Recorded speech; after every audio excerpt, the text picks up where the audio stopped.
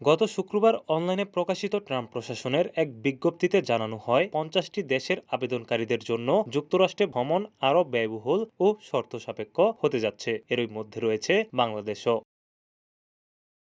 Federal রেজিস্টারে প্রকাশিত এই নিয়ম মূলত ব্যবসা ও পর্যটন ভ্রমণের জন্য দেওয়া B1 ও B2 ভিসার ক্ষেত্রে প্রযোজ্য হবে। বিজ্ঞপ্তি অনুযায়ী কনসুলার কর্মকর্তারা ভিসা ইস্যুর শর্ত হিসেবে নির্দিষ্ট কিছু আবেদনকারীকে $20,000 পর্যন্ত বন্ড জমা দিতে বলতে পারবেন, আর বন্ডের প্রকৃত পরিমাণ নির্ধারণ করবেন সংশ্লিষ্ট কর্মকর্তারাই।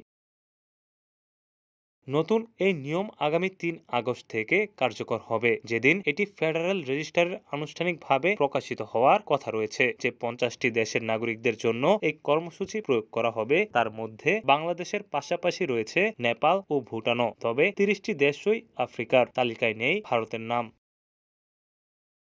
2025 সালে একটি পাইলট কর্মসূচি হিসেবে এই ব্যবস্থা চালু করেছিল যুক্তরাষ্ট্র, যেখানে কনসুলার কর্মকর্তারা সর্বোচ্চ $15,000 পর্যন্ত বন্ড নির্ধারণ করতে পারতেন। মার্কিন কর্মকর্তাদের দাবি, ভিসার মেয়াদ শেষ হওয়ার পরও পর্যটকদের অবৈধভাবে থেকে যাওয়া ঠেকাতেই এই পদক্ষেপ। তবে সমালোচকরা বলছেন, নতুন এই নিয়মে অবৈধ অভিবাসন বন্ধের কথা বলা হলেও ট্রাম্প প্রশাসন বৈধ অভিবাসনও কঠিন করে তুলছে। ATV USA news desk.